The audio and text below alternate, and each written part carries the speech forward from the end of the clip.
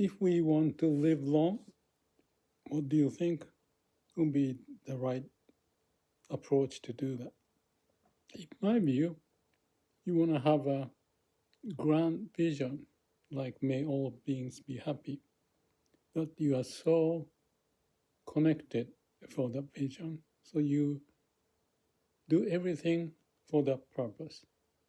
And if you do that, whether it's spirituality or playing tennis or pickleball or surfing or writing a book or music, painting, anything, management, investment, you name it, or research project on this and that. If that's what you really want and that is coming from your heart, I think that's what you want to do. And when you have such dedication towards certain mission or goal with full potential you got in there and you are connected from your heart, you have a better chance of success because that's what you really want, which means that you're connected to your core of your being. And the core of being, I call the way of nature, is to help us. To heaven helps those who help themselves. That happens. So yesterday I was catching a eel. I killed the eel to eat, and I saw the chopped up eel moving, by piece. That's what happens. I pictured my body too. If you chop up, you know, certain segment would try to live the best they can. But where you chopped up, that's the blockage. So if you look at the whole construct of who we are, there's the mind and the body and heart and so forth. And wherever there's a blockage, that's where it prevents the flow of life energy, the information, nutrition, or any of that.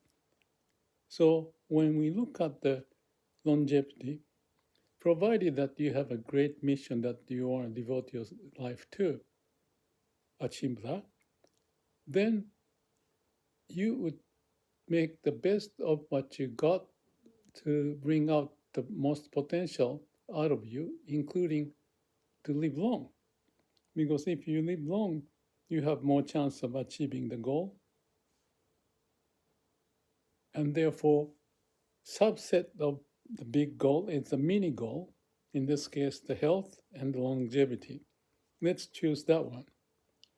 And I call it the mini me. There are different segments like company, organization with different department, and this is the department of the health. It's part of my life profile, certain subject as the head of the mini me, and within mini me, there's a mini me. So this case is the health, longevity, and when you look at the longevity, what would be the picture of it?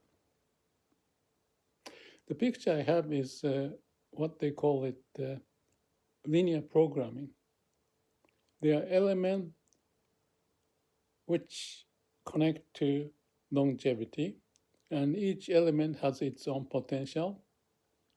So let's say that's the simple profile of how we want to maximize the living, longevity. So linear programming is fine. You can call it algorithm or mathematical, structure that whichever may hit first will be the one that kill you. Not this, but X or Y or Z. Let's say that's the heart related or blood cholesterol related. Symptom can be different, or kidney or cancer, this, that, or accident, or some falling off from the cliff or some such thing. So those are the potential event that can happen. So if you have the longevity at the top, it's like a fault tree analysis that there are potential blockage areas that may pop up first and the second and third. And it may change because of what you eat and how you exercise or not. And over time, this profile change, it starts to rain. So when it happens, like when the rain hit, then the temperature change and your situation, health condition change if the cold weather comes. So accordingly, you wear more things or whatever to protect that, that weakness that can be generated from that event to be prevented. So it's a continuous game, so to speak, to keep on finding what could be the bottleneck and keep on addressing it so that you don't hit that bottleneck. If you can manage that by exercising or meditating or eating the right food or any of those stuff, or take a pill, go to the doctor, certain symptom. So identifying the potential bottleneck as early as possible, given the changing condition, and be able to work on it. So check what's going on, act upon what could be the reason and what can happen, and then develop a plan to go to the doctor or change the habit of eating or nutrition, pills or exercise or meditation. So these would be the profile that theoretically we are to do. So if that's the concept, how we do that, in my view, how to do it is listen to your heart. With the mind working in the life profile of the mini-me and the subject areas and the importance and the potential danger and what to do, we can work out theoretically. And that's how the company would operate. Mission, department, the mini mission for that mini company, and the resources. And as a company, you have to allocate the resources to appropriate organization, mini company or department, accounting, R&D, human resource, sales, operations, whatever. And whatever the critical path, the bottleneck may arise, that would stop the company to accomplish the mission. So it's the same situation within us. And it sounds very conceptual and logical and bullshit. But the point of this is just have some image like that. And then here comes the issue. We have this construct with the brain and the logic, some picture. Then we have the internal resources of life energy, how and where to direct your energy to. So the most important is the source of the energy, that if that source of energy dwindles, it's not gonna work well. But there's a relationship. If you do something wrong, like eating and drinking and all that drug and all that stuff, if you do that, by twisting not the natural way of the flow of the energy going up, like I use the idea of the tree analogy of life, that from the core, the root, the source of energy prevail or sucked up and then go up into the branches and then leaves. But if the branches are broken because of the drug and abuse and the too much of this or that and too less of the meditation or whatever the case is. So there's a holistic view that you can check against the logistical conceptual framework, so to speak. In principle, we are built in addressing the issue of health at the biological level without the mind involved. Because that's the example of the eel I was talking about. So eel, when he got chopped up, unfortunately, tried to make the most of it. Ideally reconnect, which they cannot do, but within that mini part of the mini eel, they try to optimize. So they start to wiggle and trying to prevent the blood to go out or so that they can live long. And that's a natural response. Each part of the eel portion would do that. And as such going on in the case of the eel, which I thought about yesterday, I was going through this preparing for the food. But as human, we have those chopped up situation, which is like a bottleneck that is preventing us to digest food or nutrition, go to the right place, and blood vessel doesn't clog up by the cholesterol or the cancer potential, whatever is growing, then you notice and go to the doctor. So those are the potential avenues to find the critical bottleneck ahead of time as much as possible. So preventive approach can be taken. So it's a continuous process of those approach that can happen in a natural way, because that's how the eel is made and we are made. But if the mind is busy, that part of the self-organizing structure to work out, so that each organs and the pieces has their customer supplier relationship to relate to one another, to help each other, because as a whole they are alive. You cannot just take one and hope that things work. If the blood vessel is cut, no matter how nice your heart is and everything else, you're gonna die. So knowing of organization, nature has a way to adapt to those changes without mind, because that's how all the animals and the bird and the eel evolved to that stage. And we have the same structure and the process, so that we utilize it, the maximum utilize it, so that we don't suppress the energy flow by doing the stupid thing. And when you do the stupid thing, the body is responding. And if we let them respond naturally, it can resolve the problem, possibly.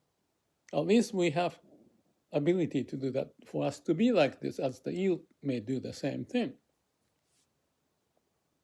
So the point is, use the brain, but listen to your heart, and let the heart does the job. And if the brain is clogging up the heart function, we have to let it open up. So that's the alignment. The mission, mini mission, alignment, observing what's going on, address issues the brain can come out. In the meantime, the body does the job. By listening to the heart, the mind may know what could be the problem. If the conduit or the mind has the ability to let go and let the heart to speak what the situation is, what is going on, and not to prevent that. For doing that is the samadhi. No mind, no self. So you don't interrupt this whole self-organizing mechanism, and let them do the job. And the mind can monitor by whatever XYZ measurement that you can do, and all the theoretical conceptual way that you can address, so that you have this good relationship of mind and body connection, and identifying the area of the bottleneck in the now as much as possibly into the future. So the bottom line is, going back to the same principle, I say use the brain, but ideally at the same time, listen to your heart, and then live with the mission, all connected into one. Kind of like a linear programming, shifting the emphasis, finding the bottleneck, wherever the issue pops up, or it is likely to pop up, we monitor it. Nature has a way of addressing it. Human has a way of using the brain. But if we can connect, align, and have the moment of connection more often than not. In many cases, if not most cases, we are too busy here. So we don't listen to our heart. Taking the pills and everything, you may live long. But if that's the case, what happened to what the heart may say, what you really like? Or you're just busy with a conceptual picture of what I'm supposed to like, because the marketing and all the information from TV and internet tells you, why don't you do this? Why don't you go to this vacation spot? And why don't you drink this pill? And it's very confusing. The information is flooding all the stuff. So you get confused. So you need to have that clarity. And that's what I'm talking about. Use the brain at the same time as much as possible. Listen to your heart and live with mission. So this is not the conceptual bullshit. I'm talking with the concept, but in reality, is the practice of no mind, no self,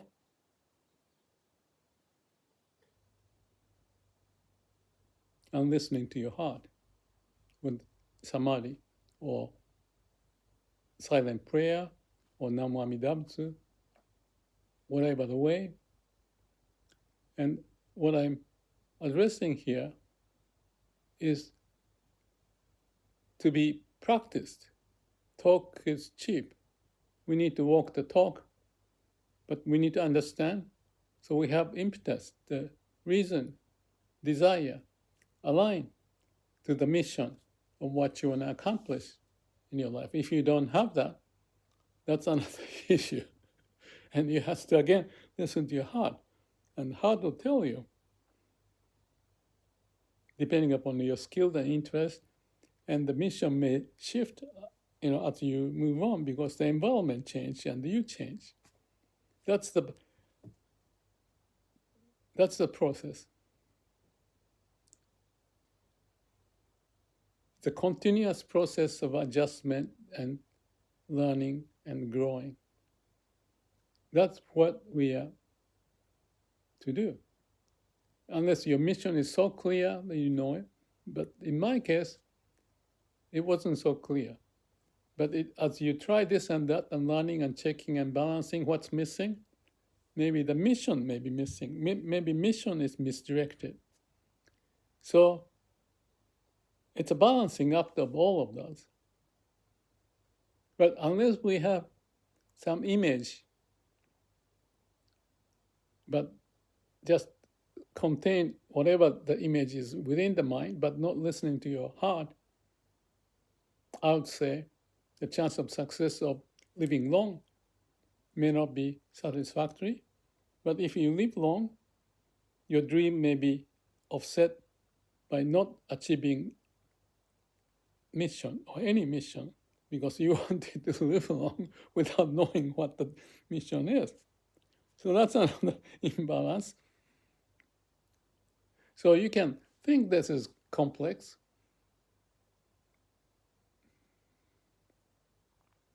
but at the end, in my view, it goes back to the same thing. Use the brain appropriately and listen to your heart as often as possible so that you're connected to the root and confirm the mission and practice the moment of samadhi as often as it seems to be necessary so that you can avoid the danger, help yourself to identify the opportunity, but also connect with others. Have lots of good references to achieve this. So